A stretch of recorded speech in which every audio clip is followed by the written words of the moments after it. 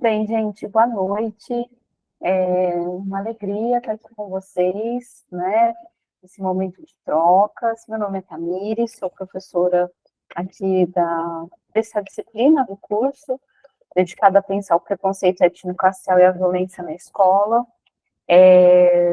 Feliz por a gente ter um momento de troca. Eu sou professora aqui também na UFESP, sou nutricionista de formação, doutora em Educação e Saúde, né? Durante o processo do doutorado, trabalhei um pouco a temática da educação das relações étnico-raciais no âmbito da universidade, né? Pensando nas graduações da área da saúde, e com bastante alegria aceitei o convite de participar aqui do curso, pensando com muito carinho o desenho, né, dos textos, das etapas, das propostas para discussão.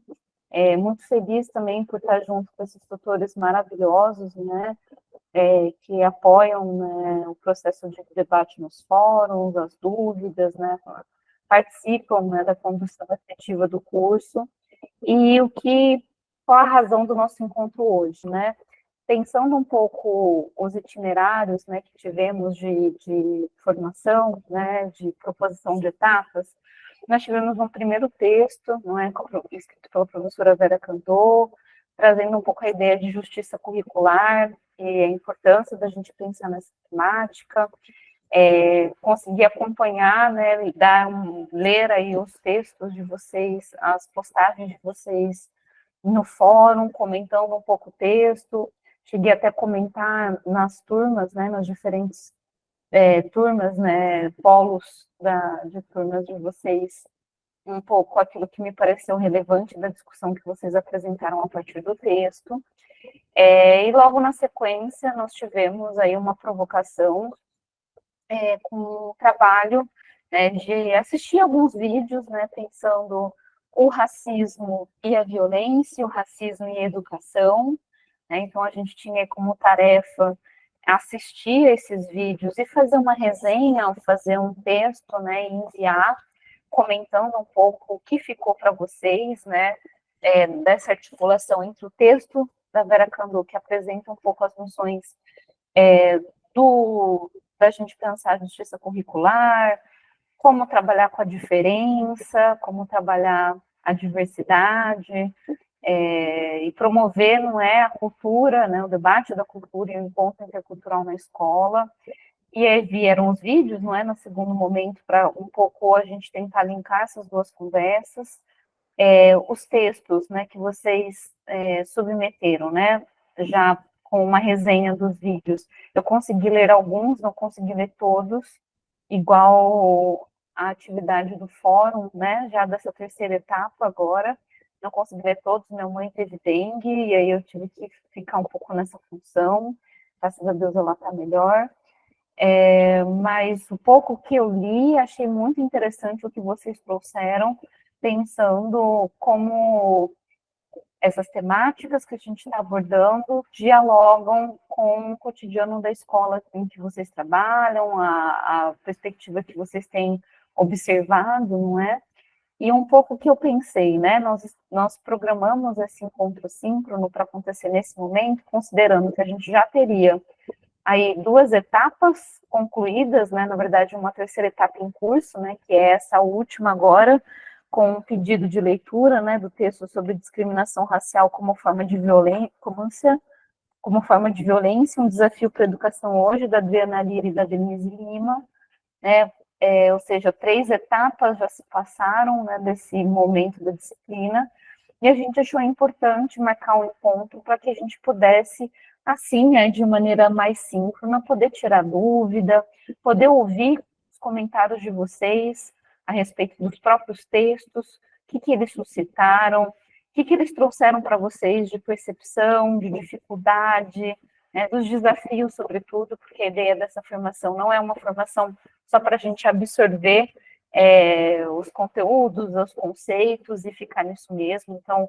o desafio de enfrentar o preconceito étnico-racial na escola e fazer valer, não só as leis, mas a sua aplicação, inclusive a transformação das práticas que a gente, em geral, tende a nomear como currículo oculto, aquilo que vai acontecendo sem que esteja explícito, mas que provoca violência, provoca sofrimento, né, e nos afasta de uma educação emancipatória, de uma educação cidadã, de uma educação justa, né, que busque a justiça social, e a justiça, inclusive, do ponto de vista de reparação étnico-racial, né, são muitos esses desafios. Então, um pouco eu não planejei dar nenhuma aula começo, meio e fim de um único assunto, até porque eu considero que tem muitos momentos, né, que a gente, né, às vezes pode cair num monólogo de ficar falando e não saber de fato quais são as necessidades.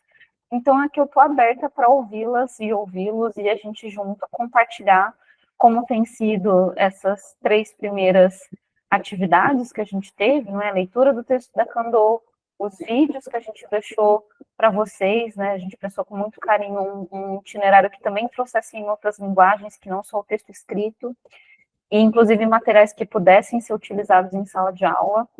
E esse último texto agora, pensando um pouco a discriminação racial como uma forma de violência, uma pesquisa bastante completa, né, grande, com estudantes da EJA, avaliando as situações de discriminação, como a violência é percebida ou não é percebida, como ela é tratada pelos pares, pela direção escolar, se o projeto pedagógico olha para isso ou não olha. Então, a gente teve esses três momentos de atividade e estamos agora do meio para o fim dessa disciplina, não é? Porque a nossa próxima atividade já é um estudo, né, de observação do próprio ambiente da escola, tentar concretizar um pouco os conceitos e as propostas que os outros textos discutiram. Então, só para já adiantar e esquentar a nossa conversa de hoje, na próxima etapa, a gente gostaria muito, né, que vocês pudessem fazer esse exercício de observação na escola de vocês, pensando um pouco como é que se manifesta, né, no cotidiano escolar o preconceito étnico-racial, as violências racistas. Muitos vocês já comentaram um pouco no fórum, quem participou do fórum, mas a ideia aqui é que vocês façam uma aproximação mais de perto com o chão da escola, com o cotidiano. Né? Uma segunda questão que a gente vai querer saber um pouco mais é quais estratégias a escola tem desenvolvido ou não tem desenvolvido para pensar, para reconhecer e enfrentar o racismo e a discriminação étnico-racial dentro da escola. Então, um pouco a ideia aqui é fazer um levantamento, fazer um exercício de percepção do olhar, não é? De como as escolas estão lidando ou não com a questão, e quais são essas iniciativas antirracistas, né? Por onde elas estão caminhando? Elas caminham pelo lugar da inclusão de propostas aos projetos pedagógicos, elas caminham por um lugar de eventos, elas caminham por um lugar de pensar ouvidoria nas escolas, alguma coisa do gênero, elas caminham no sentido de pensar a formação de professores na escola. Por onde é que está passando os polos aí de resistência importantes, né, no nosso cotidiano, né? Então, eu vou ficar por aqui. O objetivo que nosso agora é que a gente possa fazer uma troca, né? Gostaria muito de ouvi-las e ouvi-los. Como é que bateu até agora o curso para vocês? E o que vocês, né, acharam das atividades? O que vocês estão pensando? Como é que parece para vocês essas perguntas, não é? Olhando para o cotidiano da escola de vocês, um pouco como um esquenta também para a nossa próxima atividade, né? Então, está aberta aí a palavra para quem quiser, puder contribuir. Vamos lá, Amanda. Olha, se vocês quiserem abrir a câmera, eu vou ficar feliz para não ficar aqui sozinha junto com o Luiz Fernando no vídeo, que eu não consigo ver todo mundo, né? Então, vamos chegar para a roda. Vai lá, Amanda. Boa noite a todos, tudo bem? Espero que estejam bem. As últimas atividades, né, os últimos textos lidos e disponibilizados, tanto da Kandô quanto esse último, né, a discriminação racial como forma de violência, eles me tocaram assim na questão do meu íntimo, com relação ao que eu li, o que eu interpretei, bateu muito sobre a questão de que para existir, né, a construção de uma educação transformadora, de uma educação libertadora, antirracista, com a valorização ali das contribuições dos grupos africanos e afro-brasileiros, por exemplo, no corpo da nossa sociedade, é muito enfoque na questão do processo final, né? A sala de aula, o ambiente escolar, como agente aí primário e transformador desse processo. Porém, o que eu avalio é que não adianta a gente focar apenas no agente final desse processo. Eu acho não, né? Eu avalio que é necessário que todo o processo ele seja transformador. Por exemplo, nós temos, né, a Lei 10.639 de 2003, que torna obrigatório aí o uso de matrizes afro através do ensino de história nas escolas. Temos, dentre outras leis educacionais, né, que trazem essa ideia da questão da representatividade e do combate à violência étnico-racial, porém, essas questões, elas são pensadas e elas são elaboradas por pessoas brancas. Então, eu acho que, para ser de fato transformador, precisa partir desde o princípio, esse processo. Esse processo ele precisa ser pensado desde o princípio. Uma pessoa branca, ela nunca vai sentir na pele a manifestação de um racismo, né? Ela está sempre naquela posição ali da questão do privilégio.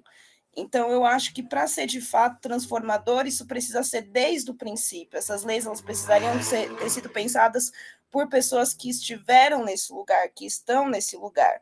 E aí sim deixar com que o processo final ficasse ali dentro do ambiente escolar, porque quando a gente fala de representatividade, não é só o professor, não é só o professor preto, não é só a professora preta, não é só o professor indígena, enfim, a questão da representatividade, ela precisa estar em todos os âmbitos.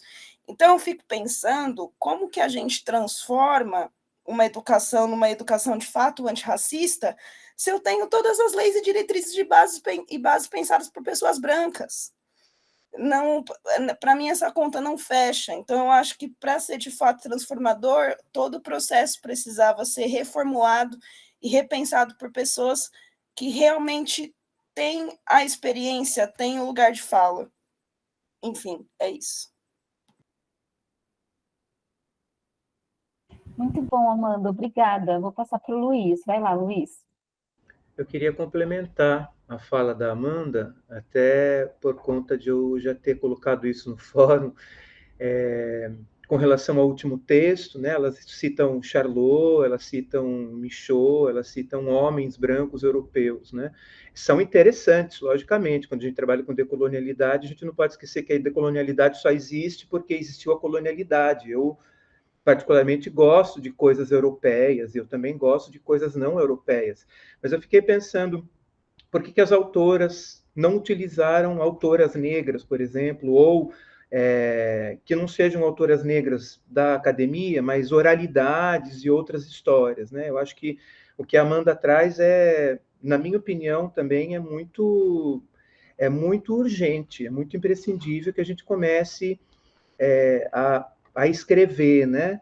Os currículos, no meu caso, por exemplo, como pessoa LGBT, a escrever currículos através dos estudos queer, né? Através de outras falas, de outras observações, de outros lugares, mesmo que a gente estude aí o Boaventura de Souza Santos, falando da questão das epistemologias do Sul, ainda é um homem branco europeu falando disso, né? Com todo respeito, eu gosto, né, dele. Mas eu acho que a gente precisa aprofundar isso que a Amanda trouxe, né? E realmente colocar nas bibliografias as travestis, né? Escrevendo, realmente colocar nas bibliografias as pessoas indígenas, as pessoas autodeclaradas indígenas, as pessoas autodeclaradas negras, pretas, pardas, enfim. Eu acho que eu só queria complementar isso porque é uma coisa que eu tenho percebido bastante no curso, né? Assim, só para colocar mais uma pimentinha também na discussão, eu acho que muito do que a gente tem presenciado hoje na escola, em termos de racismo, de LGBTfobia, de misoginia, de capacitismo, vem dos últimos anos políticos que a gente tem vivido, né? A gente não pode esquecer que, tudo bem, o ano passado mudou, mas não é um pozinho de perlim-pim-pim. A gente está colhendo isso. Eu fui criticado no último encontro por uma colega bolsonarista que disse que toda vez a gente tem que falar sobre isso. Sim, toda vez a gente tem que falar sobre isso. Lógico que a gente tem que falar sobre isso toda vez. É óbvio que a gente tem que falar que, né, a questão do racismo não está resolvida, a questão da misoginia não está resolvida, a questão da LGBTfobia não está resolvida, do capacitismo. Eu acho que existe um projeto perverso, né, que é isso que o último texto traz, inclusive do branqueamento silencioso, que a gente precisa colocar em pauta a questão dos animais não humanos, né, da perversidade e da crueldade contra animais. A gente precisa colocar isso em pauta, o anarco-veganismo, o veganismo feminista, o veganismo lésbico.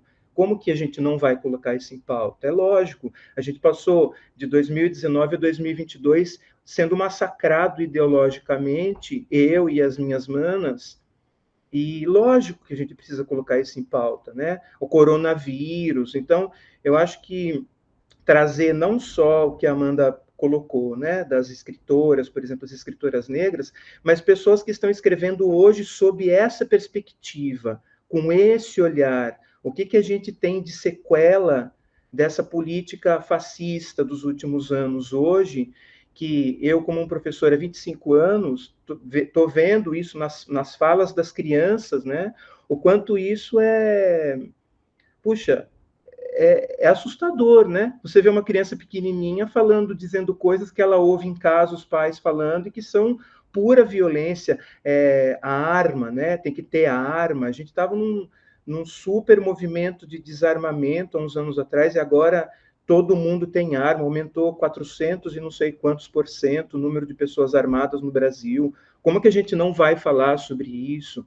Sobre o impacto dessa política fascista dos últimos anos. Então, eu acho que é para complementar isso que a Amanda falou, né, da bibliografia mesmo, da questão negra, dos estudos queer, das pessoas com deficiência escrevendo sobre capacitismo, e a gente não perder de vista que a gente está colhendo, infelizmente, ainda sequelas desse momento sombrio e tenebroso político que a gente viveu no Brasil nos últimos anos.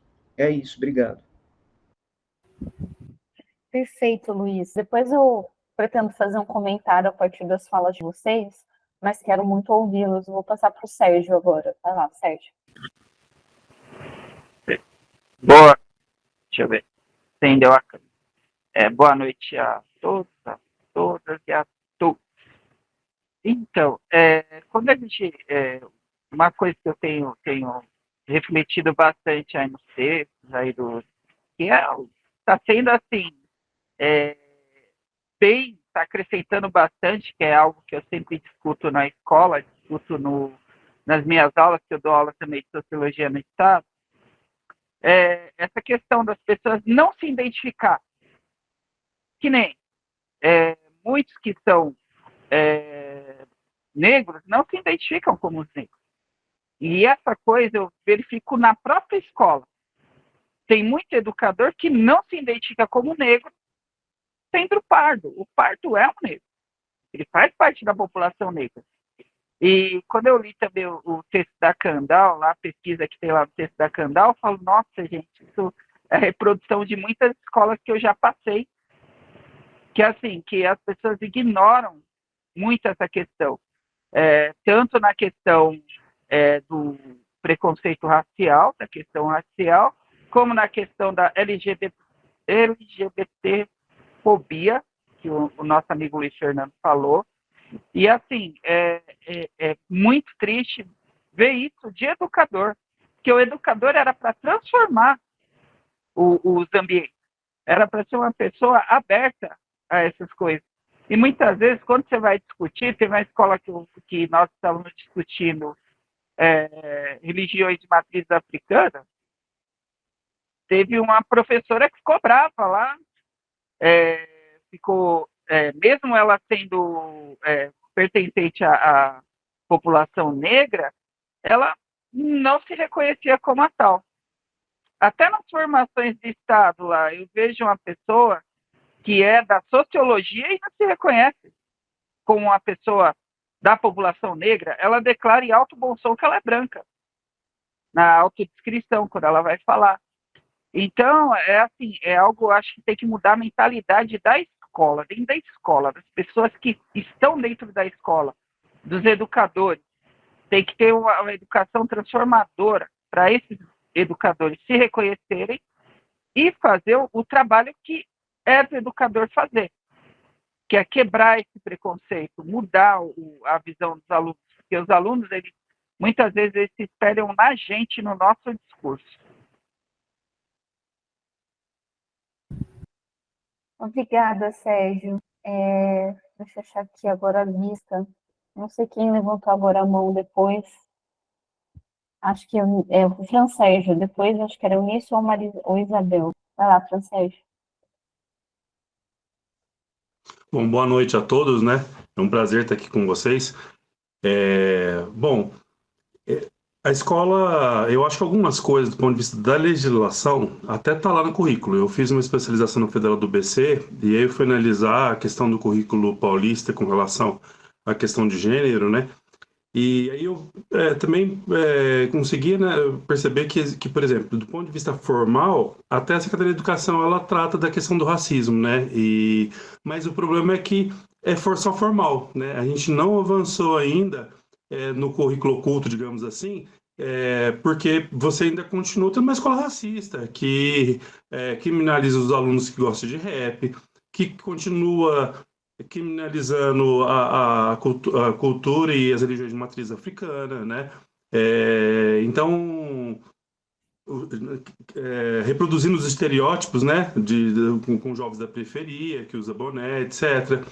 Então, e no Estado, a gente, nos últimos anos, eu acho que a gente retrocedeu, inclusive, porque a gente tem tido uma lógica tecnicista que está tomando conta agora com as plataformas, né, que tem esvaziado a escola do que ela tinha na minha opinião, de mais positivo da escola pública, que era você ter o debate crítico, né, de construção do currículo de forma coletiva, né. Então, se a gente pegar a gestão atual, está esvaziando completamente o papel do professor no sentido de discutir e construir coletivamente com a comunidade o currículo. E eu acho isso extremamente preocupante, porque vai exatamente na contramão do que nós estamos pretendendo aqui, que é trazer o currículo vivo, questionando toda essa situação da sociedade, do racismo, né? Então, eu gostei muito dos vídeos, porque eu acho que ajuda nesse sentido como exemplos, né? Inclusive, vou passar a utilizar nas minhas aulas também. Mas eu acho que a gente tem que fazer um embate também com esse modelo engessado, porque esse modelo, ele reforça essa escola estereotipada, eurocêntrica, né? Com currículo, inclusive, cada vez mais esvaziado, né, e que não expressa a diversidade que nós temos nas escolas, em especial as escolas da periferia das grandes cidades.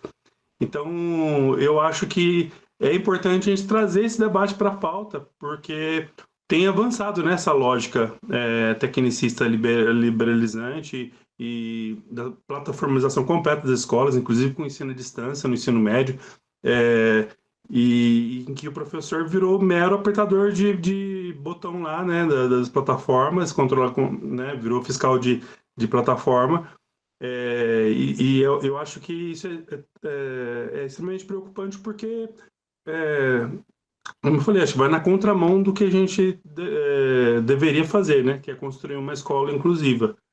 Bom, era um pouco isso que eu acho que seria importante a gente estar resgatando aqui, mas eu acho que esses espaços são importantes para a gente poder pensar conjuntamente como é que a gente coloca não só uma perspectiva diferente, mas também organiza resistência contra essa lógica que está sendo imposta para a gente. Ótimo, Fran Sérgio. Eu vou propor o seguinte, temos mais 3 colegas, né, na ordem aqui da fila, Isabel, Eunice e Amanda, e aí quando a Amanda terminar, eu quero fazer um comentário comentando um pouco, trazendo um pouco algumas percepções a partir do que vocês disseram, e aí a gente abre mais uma rodada de falas para a gente ir seguindo. Vai lá, Isabel. Boa noite, né? Eu não ia abrir a câmera, igual eu falei, que eu não gosto muito de aparecer na câmera, mas eu vou falar, né? Eu anotei aqui, eu levantei a mão quando o Sérgio falou, né? Que as pessoas negras, eu tenho que anotar porque senão eu esqueço, gente, porque eu tenho TDAH, né? E aí, se eu não anotar, eu esqueço o que eu ia falar. Eu ia ter levantado a mão e, tipo, não ia lembrar mais o que eu queria falar. Então, eu levantei a mão quando o Sérgio falou, né, que as pessoas negras não se identificam como negras. Professores, muita gente, alunos também. Seu microfone fechou sem querer, Isabel. Abre pra gente. A gente não está te ouvindo.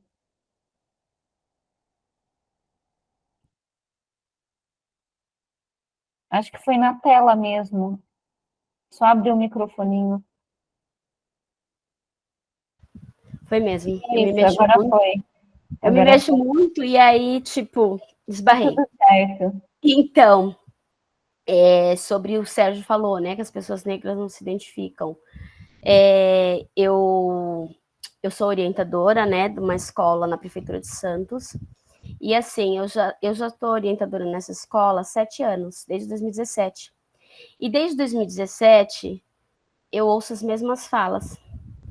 E aí tem o quê? Tem 3 anos que foi uma coisa também que eu anotei quando o Luiz Fernando falou sobre o desgoverno passado, né, o desgoverno anterior, que abriu portas que, assim,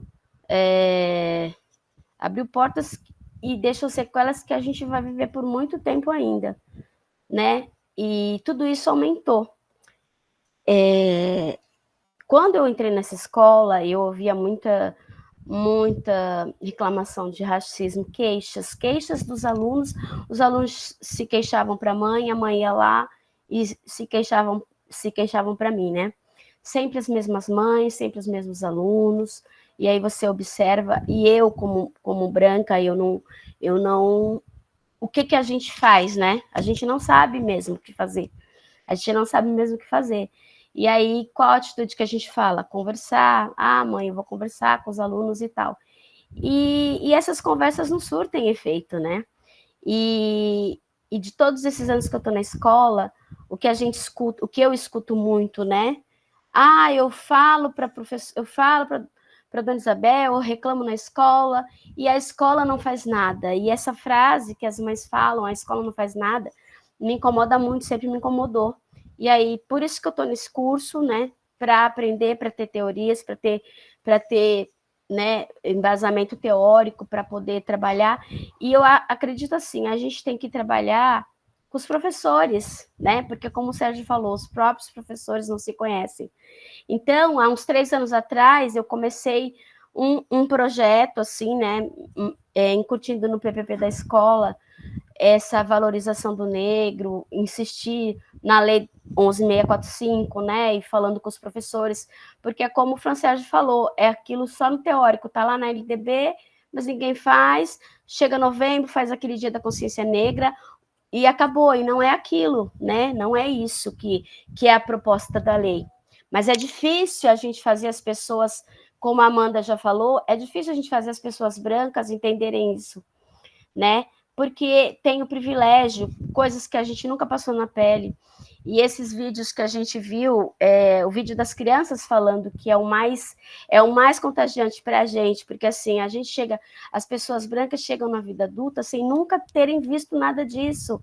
E aí escutar crianças pequenas, com 7, que sabem o que é racismo, muito mais do que um adulto com 30, com 40, porque ele é branco, ele nunca viu aquilo, né? E para concluir, para reforçar minha fala, o que eu tenho a dizer? Eu sou branca, né? Mas eu tenho 2 filhos negros, que o pai deles é negro. E assim, meus filhos já viveram coisas que eu nunca vivi na minha vida. Meu filho tinha 7 anos quando ele falou uma frase para mim e eu percebi que ele sentia no olhar das pessoas o racismo, ele tinha 7 anos e eu tinha 37 e eu nunca tinha percebido aquilo. Então, assim, a gente tem que escutar as crianças, a gente tem que escutar as pessoas negras, os alunos. E sobre o que o Sérgio falou, dos negros não se reconhecerem, é por causa disso, é exatamente por causa do racismo.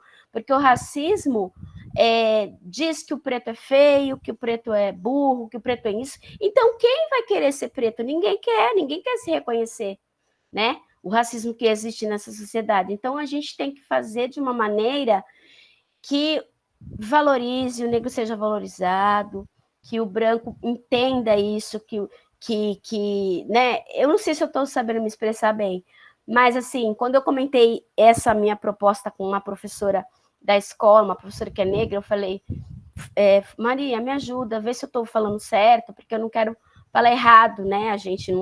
Como a gente não sente na pele, a gente tem que estudar muito mais para poder entender e passar adiante, né? E aí, porque eu falei para os professores assim, a minha proposta é essa, eu não aguento mais escutar as mesmas mães sempre vindo reclamar, fazer a mesma queixa, e eu não saber o que fazer, eu só reclamar, eu só conversar com o aluno, falar que não pode, que é feio, que é isso, que é aquilo, que o outro tem que ser respeitado. E quando eu falei com essa professora, e porque aí eu falo com os professores, quando a gente está ensinando uma coisa e o aluno não está aprendendo, a gente tem que mudar a estratégia. A mesma coisa é o racismo. Se a gente está ali falando que não pode fazer isso, não pode ser racismo, não pode ter, né, maltratar um amigo, tal, e aquilo não está adiantando, a gente tem que mudar a estratégia, né? E aí é isso. É que, assim, é difícil para as pessoas que não sofrem realmente entenderem, né? Fazer uma mudança. Então, as pessoas que não sofrem o racismo, elas têm que contar muito com o apoio dos outros, mas elas também têm que se esforçar, estudar, né? Para poder não falar besteira, né? E é difícil, mas eu acho que lá na escola eu estou conseguindo. Eu vou parar, que eu já estou me estendendo muito aqui, eu me empolgo demais. Não sei se eu me fiz entender, mas eu tentei, pelo menos. Tem sim, te entendemos. Eunice e Amanda, depois eu quero fazer uns comentários. Vai lá, Eunice. Bom, eu fico muito preocupada, né, quando eu ouço algumas questões referente ao papel do negro, né, seja na escola, seja em qualquer lugar. Nós passamos por um processo histórico onde a identidade negra, ela foi desqualificada, descaracterizada, né? Toda a cultura trazida, né? No momento em que os nossos ancestrais foram sequestrados, foram roubados, foram estuprados, violentados e assim por diante, né? Toda a estrutura vivida e trazida da África, ela foi sendo destruída, né, ao longo do tempo. E por que eu trago essa reflexão, né? Porque nós somos professores. E ainda dentro das escolas, essa visão onde nós temos aí dois lados, né? O negro e o racismo, né? Mas não se tem aí todo um projeto desenvolvido ao longo do tempo para que essa imagem do negro fosse desqualificada e descaracterizada. Conclusão, quando discutimos com as crianças, nós não conseguimos trazer, e aí crianças, eu estou falando criança, adolescente, né, os adultos da EJA, né, os nossos caros amigos professores, nós não temos uma referência para poder tratar desses aspectos, que, ao meu ver, é muito importante nós entendermos da história, mas sob o ponto de vista da memória, né? Então, quando o Luiz ele traz essa questão, olha, precisamos ler autores negros, precisamos de representatividade, precisamos trazer em pauta essa questão dos privilégios, mas, sobretudo, da inferiorização de toda a potência negra, e precisamos, sobretudo, também trazer essa discussão para os professores que são negros. Uma visão, né, que eu tenho construído ao longo aí de 6 meses, né, foi uma mudança de paradigma, que no primeiro momento em que eu percebi que o racismo realmente existia, para mim, né, eu pude perceber que eu precisava de conhecimento para poder me defender, né? E aí o conhecimento, ele se tornou tão libertador a ponto de construirmos, né, uma rede de apoio entre professores negros e também brancos, né, para poder tratar dessa questão do racismo dentro das escolas e fora e em todos os lugares. Um aspecto importante, nós temos a Lei 10.639, que ela traz, né, desde 2004, a importância de se trabalhar a questão, né, da cultura africana dentro das escolas, e aí é 11.465, se eu não inverti, traz, né, a questão da cultura indígena, né? Mas nós temos outras leis que tornam crime a questão do racismo. E isso é preciso ser discutido com coragem, com ímpeto mesmo, né? Com tudo aquilo que envolve psicologicamente essa violência toda, né, que as crianças estão, principalmente as crianças, né, estão submetidas todos os dias na escola e que aparece muitas vezes de uma maneira muito divertida, muito sem maldade, velada, né? Então as brincadeiras elas sempre existiram.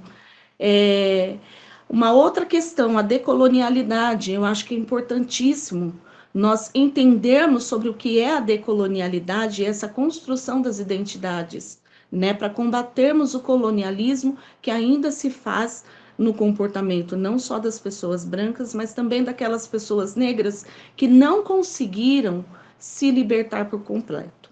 Era isso que eu gostaria de falar. Excelente, Eunice, muito obrigada. Amanda, depois eu vou fazer uns comentários, vai lá. Pegando o gancho da fala dos colegas, eu interpreto também que essa luta, na verdade, ela é muito maior e ela é muito mais longínqua do que a gente pensa ou do que a gente imagina.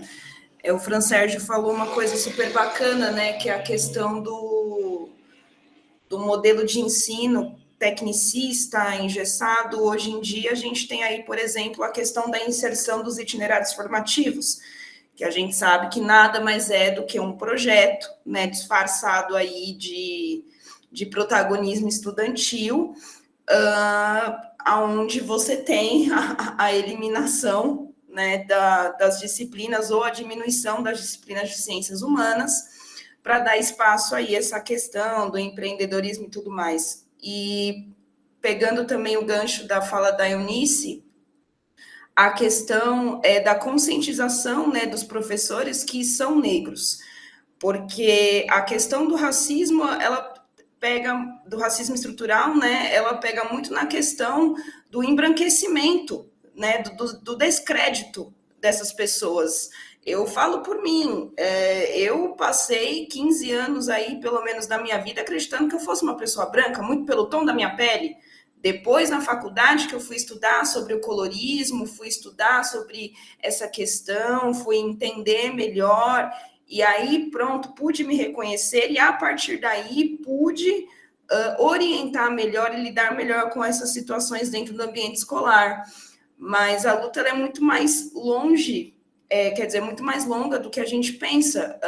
Estava falando dos itinerários formativos, eu sou professora de um colégio, eu sou professora de história, e o ano passado havia um itinerário formativo focado na questão do racismo estrutural. Foi preferível atribuir essa disciplina a um professor branco do que a mim.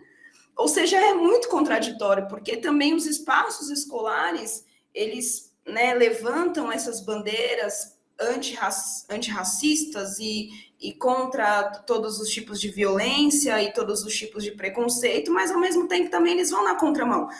Foi preferível dar essa disciplina a um professor branco e não a mim, porque se sabia o que eu levantaria, sabiam-se das problemáticas. Então, o reforço em cima de nós, da tentativa do embranquecimento e do apagamento e de calar, muitas vezes nos deixa não acuados, mas sem forças, porque ficar batendo de frente também é muito exaustivo, né? Então, acho que também é algo de se pensar até que ponto a escola mesmo, ela não corrobora com isso. Quando o discurso, né, para os pais, para os professores, é totalmente contrário. Sim. Muito bom, Amanda, obrigada. Gente, ó, agora são 7:50, eu quero propor que a gente encerre a nossa conversa lá para umas 8:15, para a gente não avançar muito devido ao horário, o cansaço do dia. Então, eu vou fazer uma fala, e aí vocês pensem aí quem ainda quer falar, né, se inscrevam aí, levantem a mãozinha, mas com um pouco com essa ideia da gente encerrar umas 8:15 no máximo, né. Eu acho, assim, excelente as questões que vocês trouxeram. Eu não vou responder uma a uma, nem pretendo responder. Eu estou entendendo que isso aqui não é uma resposta, mas um diálogo.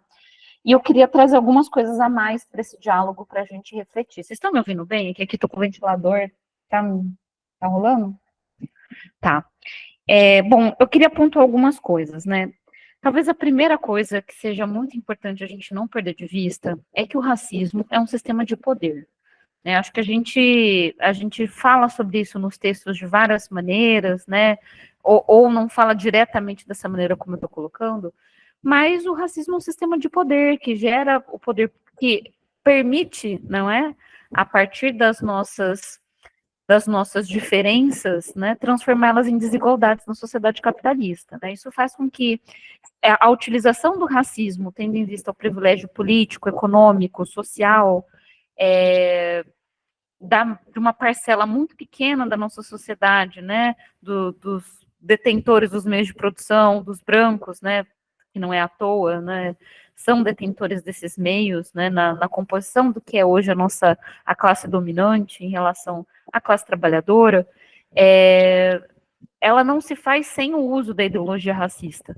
Então, quando a gente pensa o racismo como um sistema de poder, e que vai aí ter desdobramentos, como o próprio Silvio Almeida vai pensar no racismo estrutural, e como esse poder, ele vai ser incrustado no Estado, nas relações, nas instituições, e nas relações interpessoais, e por aí vai.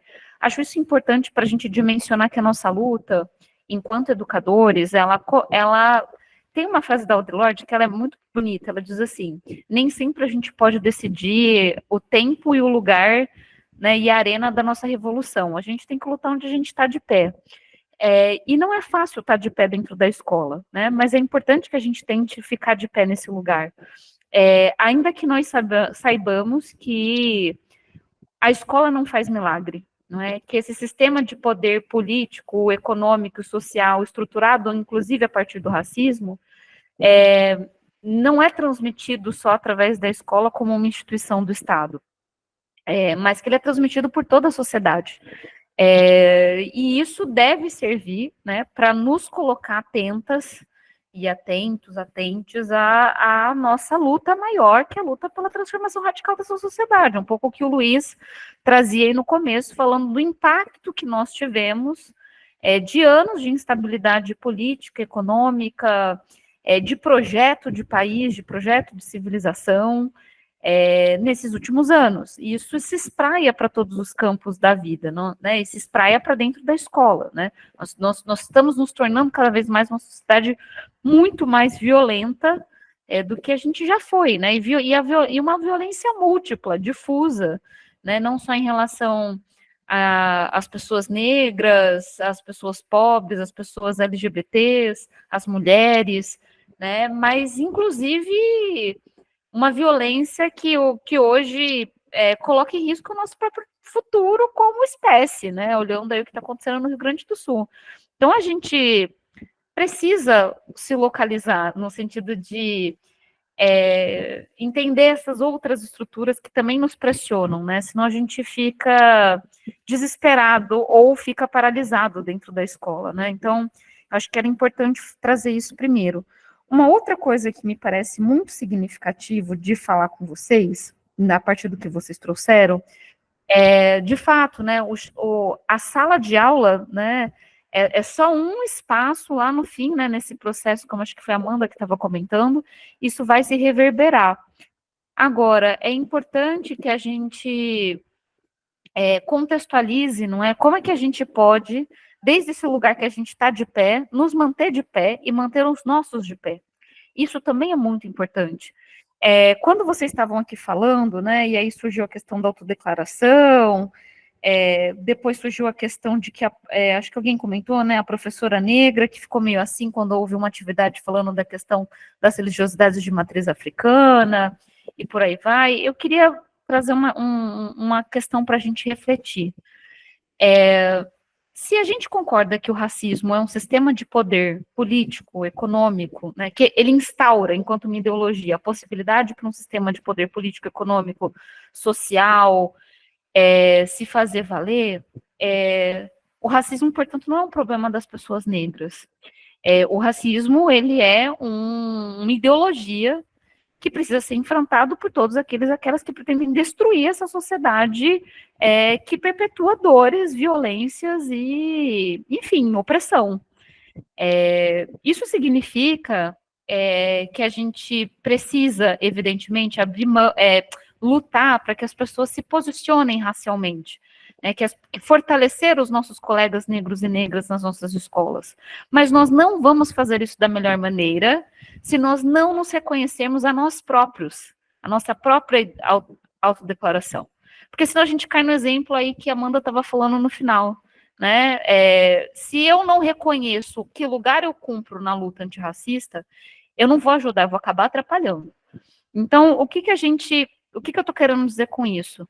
Que tão importante quanto é uma pessoa negra sair do armário e afirmar sua negritude, é uma pessoa branca sair do armário e afirmar sua branquitude, e dar uma consequência a ela. Nesse livro pequenininho, de bolso, porreta da Cida Bento, O Pacto da Branquitude, ela vai discutir, né, ela é uma profissional que trabalhou psicóloga, trabalhou muito tempo com entrevista de emprego, e foi avaliando um pouco como é que os brancos se comportavam de tal maneira que as pessoas negras nas entrevistas eram recorrentemente reprovadas, né, não assumiam postos de trabalho. E aí ela vai analisando e vai construindo um conceito, né, em torno da existência de um pacto implícito, às vezes não perceptível, entre as próprias pessoas brancas, que afirmam o seu lugar e a sua identidade. Tão difícil para uma pessoa negra assumir que ela é uma pessoa negra por conta dessa história, inclusive de violência, de opressão, né, de ser tido como feio, sujo, malvado e por aí vai. Para uma pessoa branca assumir que seus antepassados tiveram as mãos sujas de sangue. E elas precisam fazer essa reflexão. E precisam fazer reflexão e sair desse estado de culpa, esse estado de tá, mas isso já faz muito tempo, isso não me diz respeito, ou porque eu não sofro isso, eu não sou capaz de falar sobre isso, eu não sou capaz de enfrentar isso. Não, muito pelo contrário. Parte fundamental do seu processo é reconhecer seu lugar de branquitude e dar uma consequência política a ela. E se nós não estimulamos a saída do armário do ponto de vista étnico-racial das pessoas, as pessoas não conseguem perceber como elas podem contribuir para a luta antirracista. Se há verdade, tão verdade quanto da existência de um lugar de fala que uma pessoa branca jamais vai poder acessar, quanto a realidade de sofrimento de uma pessoa negra, porque ela não vivenciou a experiência da dor, não quer dizer que ela não tenha vivenciado a experiência de ter sido opressora. Ainda que ela não saiba, ainda que ela não perceba. O próprio exercício da gente fazer o debate e essa pessoa ganhar consciência do ser branco, que constituiu para ela lugares de possibilidade, lugares de trânsito, lugares que não foram possíveis para outras pessoas, isso é fundamental para que essa pessoa também dê consequência e assuma o seu lugar enquanto professor. Porque vejam, se a gente abre mão, nós não podemos nem abrir mão do nosso lugar de fala, nem do nosso lugar como professores. Pensem vocês numa situação ao contrário, se a gente estivesse dando um conteúdo, qualquer que seja da disciplina de vocês, e vocês deixassem de falar 80% do conteúdo da disciplina, vocês estariam sendo bom professor, boa professora? Não estariam. Quando a gente tem um colega branco que abre mão de se reconhecer como branco, quando não faz a discussão, quando não vai estudar, quando deixa de falar, quando deixa de se perceber branco e dá consequência a isso, é como se ele estivesse deixando 80% da percepção, ou mais, da percepção dele de leitura do mundo, do próprio trabalho que ele executa enquanto educador, de lado, para fora da sala de aula. Nós devemos assumir os nossos respectivos lugares de fala e o nosso lugar enquanto professores e professoras. Isso é fundamental. Porque nós não vamos ter sempre uma pessoa negra para garantir nos espaços que a discussão seja feita. E eu não quero ver os mais dos meus chorando por aí pelos cantos. Né? E para fazer isso é preciso de estudo. Assim como a gente estuda para qualquer outra questão, é sentar e estudar. É claro que as pessoas negras podem apoiar, mas nós não estamos aqui, né, enquanto pessoas negras, única e exclusivamente para falar das nossas dores, para falar do racismo. Aliás, isso é uma das coisas que eu queria trazer aqui para o grupo. Né? Uma das coisas que, durante a minha experiência como professora, tem me sido muito útil, é sair desse lugar de, olha, não seja violento com o coleguinha, não seja racista, não seja isso, não seja aquilo. Mas é construir um outro lugar para longe das cicatrizes. Tem a música que fez muito sucesso, da Pablo, né? Permita que eu fale, não as minhas cicatrizes. Até quando nós vamos discutir que a história do negro começa dentro de um navio negreiro? Até quando isso vai ser um objeto? Isso tem que ser pauta, mas não pode ser só isso. É preciso que a gente fale das infinitas estratégias. E teve algum fórum que eu vi vocês postaram, um quadrinho, né, um diagrama sobre os valores da matriz civilizatória negro-africana. Alguém postou em algum fórum aqui de algum polo, e eu achei muito interessante, porque é disso que se trata, que a gente possa trazer para as disciplinas, para os conteúdos, os outros 80% que ficam de fora, que é toda a inventividade negro-africana, a inventividade indígena, as tecnologias ancestrais que esses povos trilharam para garantir a manutenção das nossas vidas, nesse lugar que hoje chamamos como Brasil. Isso é fundamental, isso é muito importante que a gente possa trazer. E isso também ressuscita um lugar que é a possibilidade da escola ser um lugar que fomente a produção cultural.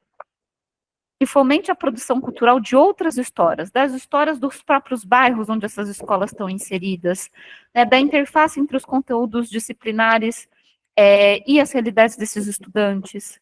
E é claro, não se faz isso, não se pensa a escola como um lugar de produção cultural de maneira, uma associação direta, porque a gente está devastado, acho que é a palavra, por todas as lógicas mercadológicas de uma condução bancária que está preocupada em entregar um conteúdo A ou B, quando, na verdade, é muito importante, né, que a gente entenda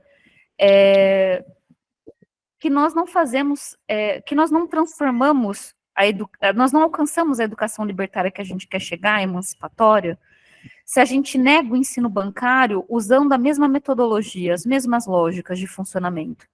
E aí o lugar, né, fundamental das políticas culturais dentro da escola. Porque através da cultura, a gente consegue entrar num lugar que é um lugar da dimensão do viver, que é entrar num lugar de aprender com o coração, e aquilo que a gente aprende com o coração, a cabeça não esquece, que é um lugar de adquirir novos hábitos, que é um lugar de aprender a conviver. A gente não precisa construir a diversidade, a gente precisa enxergar que ela já existe, celebrar a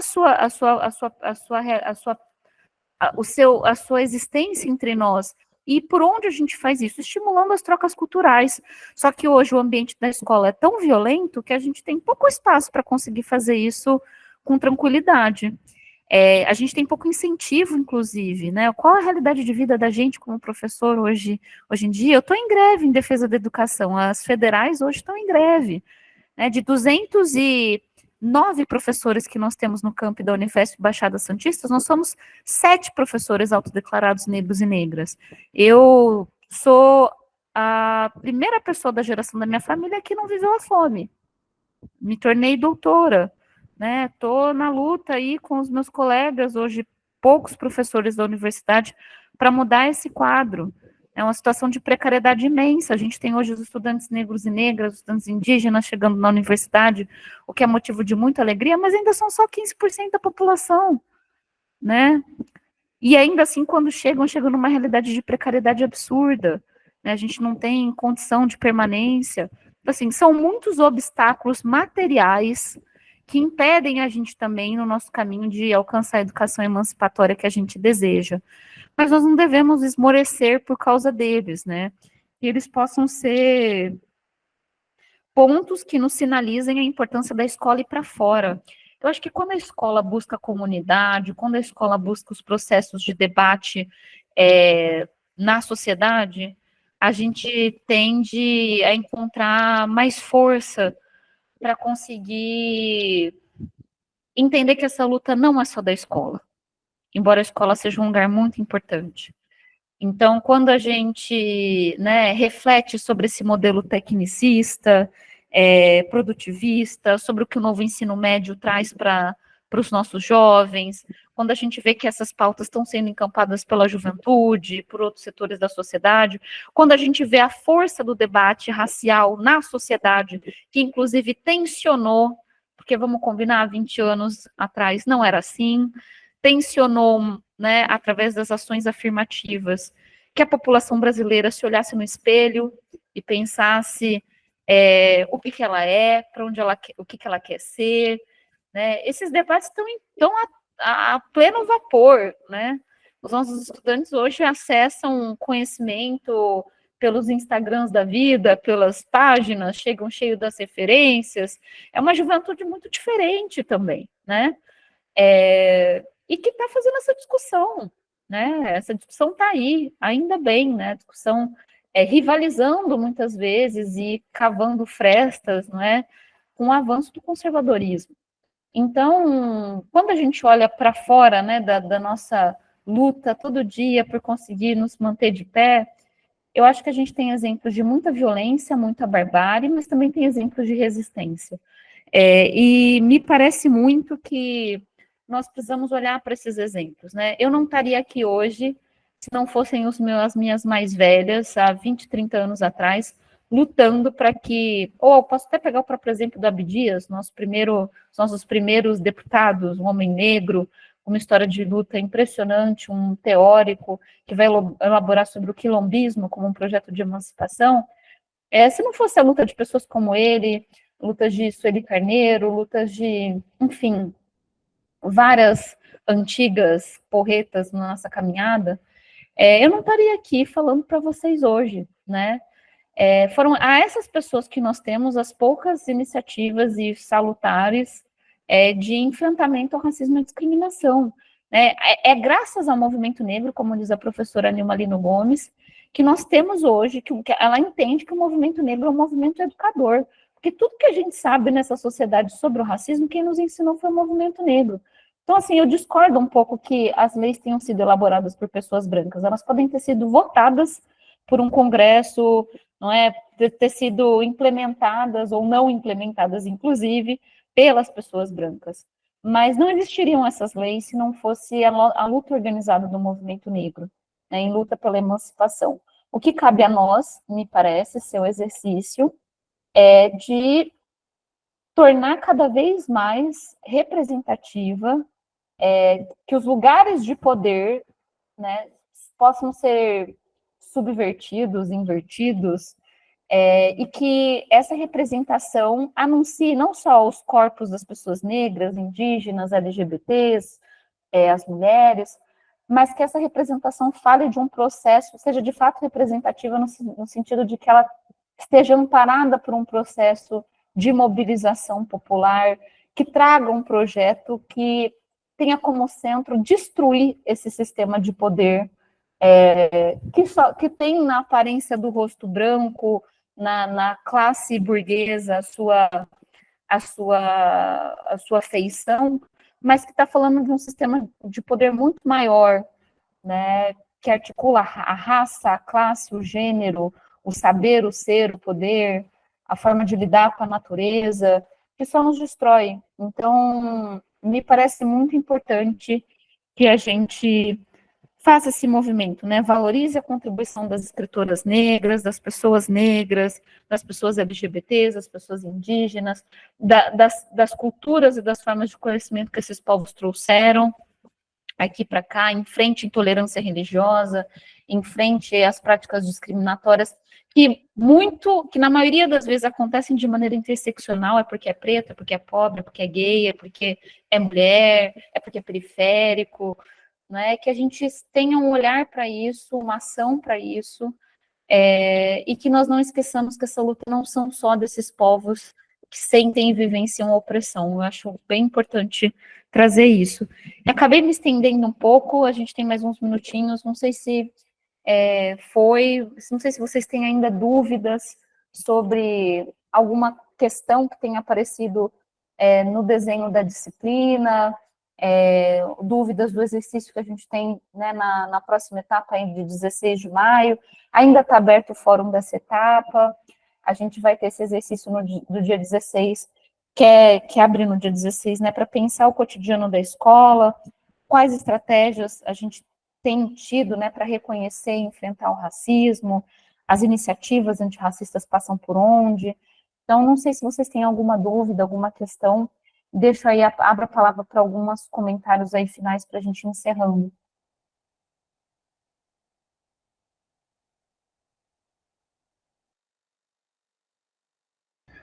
Eu queria dizer só que me preocupa, Tamires, eu concordo plenamente com você, com relação, não é porque eu sou viado que eu tenho que só falar sobre orientação sexual e diversidade de gênero, né?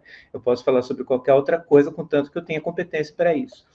Mas me preocupa uma coisa, assim, de pessoas que não têm competência para falar sobre determinadas questões, por exemplo, pessoas brancas falando sobre questão racial, sobre racismo, né? Às vezes a gente ainda precisa ser aquela bicha Wikipédia, sabe? Assim, para ensinar a pessoa que não, filho, não é assim que você tem que falar sobre questão LGBT, não sendo LGBT. Por favor, porque senão você acaba estragando tudo também, sabe? Então, eu acho que a gente precisa... Eu não gosto dessa palavra, mas não gosto muito. Talvez eu goste, no Foucault eu gosto, mas a gente precisa ficar vigilante também, né? Com relação às pessoas, por exemplo, no meu caso, pessoas autodeclaradas heteronormativas falando sobre coisas LGBTs. Ok, mas eu acho que eu sou um pouco radical nesse ponto, eu e outras manas, mas a gente precisa ficar vigilante para saber se o que está sendo dito é minimamente digerível, né? Porque senão começa assim, todo mundo, especialmente com a rede social, todo mundo tem opinião sobre tudo, todo mundo fala sobre tudo, só que não.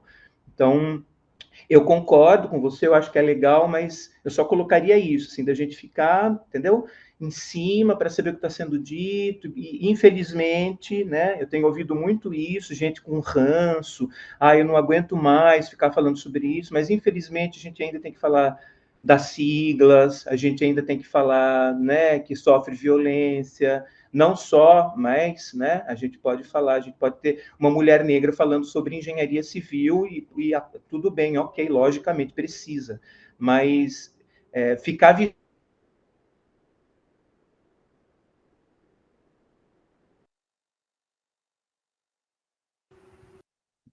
Ai, gente, travou para mim. Vocês estão me ouvindo? Acho que a internet é dele. A dele que travou, né? Sim, sim. Deve Tá. ter caído. Ai, Luiz, você travou o finalzinho. Mas é isso, acho que o restante deu para... O Violência. finalzinho foi só uma... É isso aí que eu queria dizer.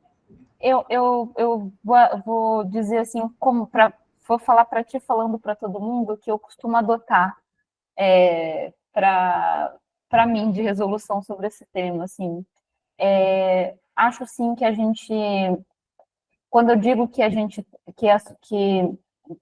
o lugar de fala não deve impedir que as pessoas compreendam que elas também têm um lugar de fala como professor, não é para autorizar que elas falem qualquer coisa. eu tenho adotado para mim um pouco a ideia de que o constrangimento também é político, o constrangimento educa também. E porque se a gente fica no lugar da vigilância, parece que a gente nunca descansa, a gente está sempre correndo atrás de ser babá, de explicar alguma coisa para alguém. Eu tendo a achar que a ideia do constrangimento, ela é válida, né, se bem utilizada, né, no sentido de, isso acontece direto, assim, né, eu vou dar esse exemplo para vocês. Esses dias esses dias não, quando a gente não estava de greve, aconteceu uma situação, os professores brancos, com uma boa intenção de pautar uma determinada discussão, fizeram um debate, o debate foi meio atravessado na sala de aula. E algumas estudantes negras levantaram a mão e falaram assim, professor, não é bem isso aí, não. E aí fizeram uma fala e constrangeram na fala a fala anterior. Isso gerou um quiprocó que todo mundo no dia seguinte estava falando sobre o assunto. O que eu quero dizer com isso? Assim, o que resultou isso? Na semana seguinte desse acontecimento, os professores avaliaram que eles precisavam conversar. E eles fizeram uma reunião e perceberam que não tinha sido bom em nenhuma das turmas a metodologia que tinha sido utilizada. E eles me chamaram para conversar com eles e a gente fez a discussão e a leitura desse texto aqui, do Pacto da Branquitude. Eles leram e a gente conversou sobre isso. Bom, o que eu pude sentir da discussão? Que muitos ali não entenderam nada e é um processo, né? É um processo. Mas não teria acontecido esse momento deles terem parado para ler o Pacto da Branquitude se eles não tivessem arriscado ter ido para a sala de aula pautar o tema. A gente vai defender isso toda vez? Não é todo custo, não é sempre. As pessoas têm que estar preparadas, igual se preparam para dar aula das suas matérias, para falar sobre os assuntos. Mas a gente não pode... assim, o erro é parte do processo. As pessoas não nasceram sabendo antirracista, anti-LGBTfóbicas, elas aprendem na luta. E é necessário que as pessoas errem, que as pessoas tentem, que as pessoas façam por onde. O que aconteceu depois disso? Depois disso, eles estudaram, eles entenderam que eles ainda não estavam seguros para, nesse semestre, repetir a mesma aula. Então, eles convidaram uma mesa para falar do mesmo assunto, uma mesa com pessoas negras. E, ao final, um pouco do que a gente discutiu na conversa foi, bom, isso aqui, essa situação não pode servir para vocês, não tem que ser motivo para que vocês retrocedam no processo que vocês começaram. Então, daqui para caminhar para frente. Então, eles fizeram essa discussão depois, essa mesma atividade, convocando pessoas negras para falar lá do tema em questão, e eles tiraram uma série de encaminhamentos para que, a partir da fala dessas pessoas, as professoras e professores brancos, né, nesse caso só tem uma professora negra nesse grupo de professores que dá essa disciplina, que eles abordariam as questões que a mesa tivesse levantado na supervisão de campo, quando os estudantes, cada grupo de estudantes fosse a campo, ou seja, que eles dessem consequência à discussão individualmente, partindo do estudo que eles fizeram do livro, que eles ouviram das pessoas, ou seja, eles deram um passo para trás, mas para o quê? Para se apropriar e para seguir dando passos.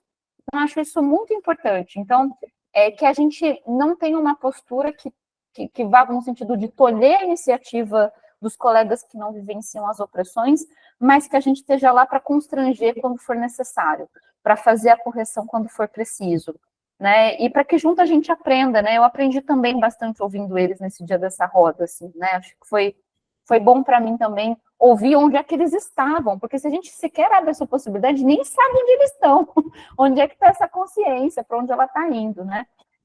Acho que era isso. Então, isso seria uma espécie de vigilância, né?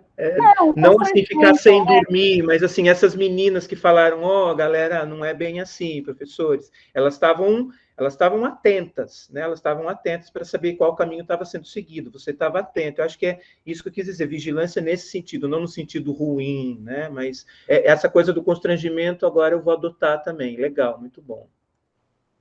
E uma outra questão, que eu considero muito importante, o aprofundamento de alguns conceitos acadêmicos que tratam da questão da negritude. Sem dúvida, eu sou supervisora de ensino aqui na cidade de Cajamar, e sou a única supervisora negra, né?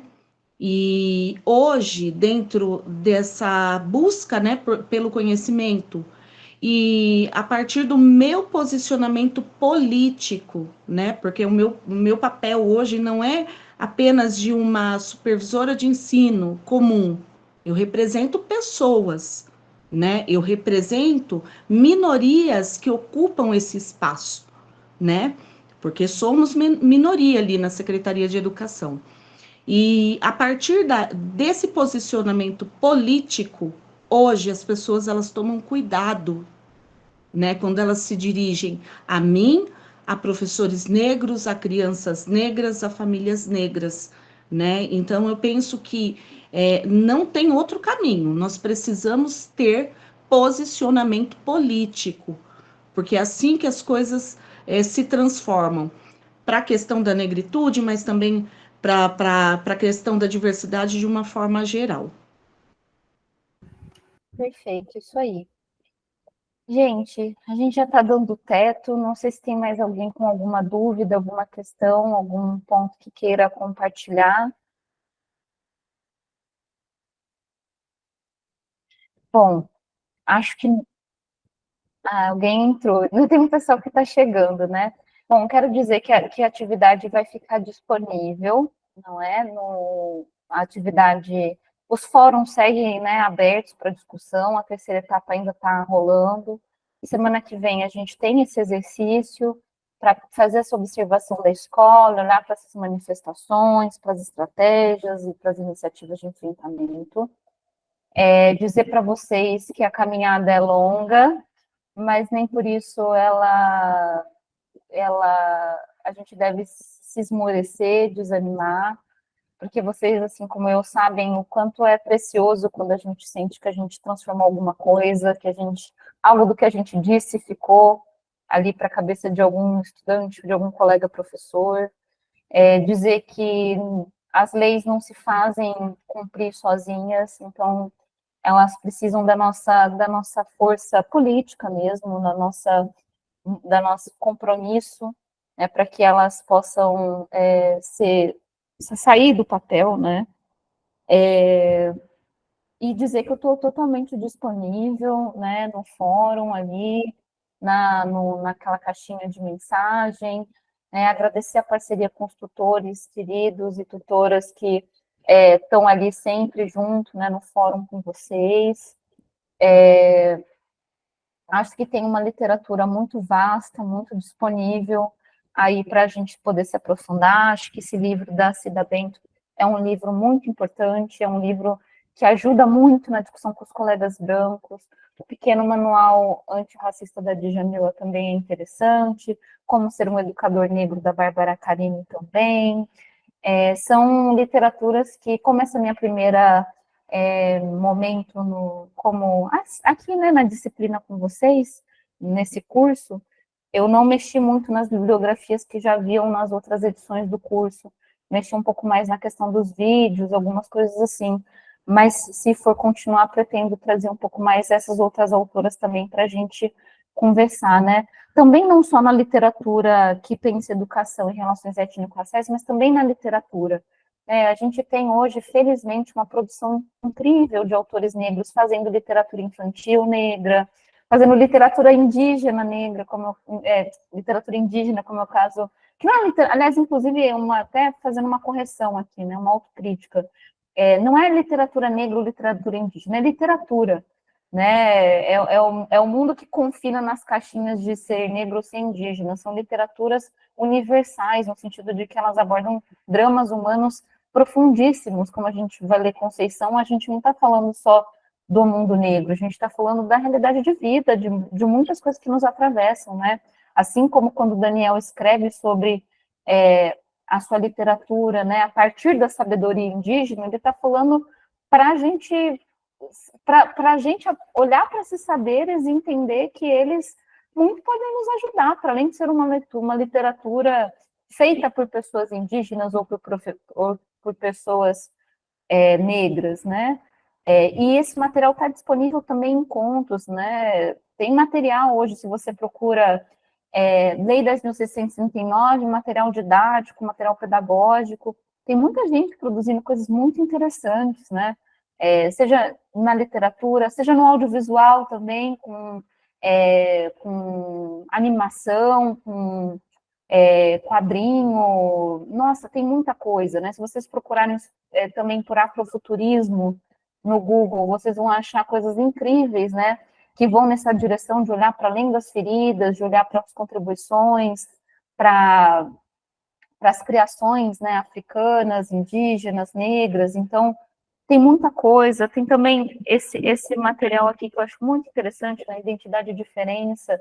Acho que eu comentei em algum lugar, não sei se foi num fórum, mas pensando nos estudos culturais, né, do Thomas Tadeu, o mesmo autor que pensou Currículo, Um Território em Disputa, eu acho que são literaturas que vão nos ajudando a ficar mais encorpadas, mais fortes, para fazer a batalha. E lembrem-se, a gente não faz nada sozinho, a gente só se desgasta sozinho. É importante saber quem são nossos aliados nessa batalha na escola, procurar estar próximo, né? Procurar construir vínculo com os estudantes também, e ouvi-los. Essa juventude também tem muito a nos dizer, muito a nos ensinar, principalmente a partir da cultura, daquilo que eles estão antenados, né? Então, acho que é um pouco essa proposta, né?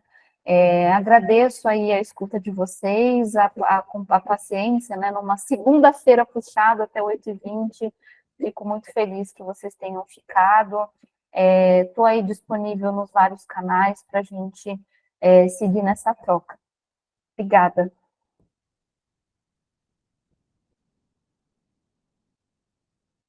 Deixa eu ver aqui se alguém falou alguma coisa no chat e eu não respondi. Ah, tá. Muito bem, muito obrigada, gente. Eu que agradeço, eu que agradeço. Um beijo grande, tchau, fiquem bem.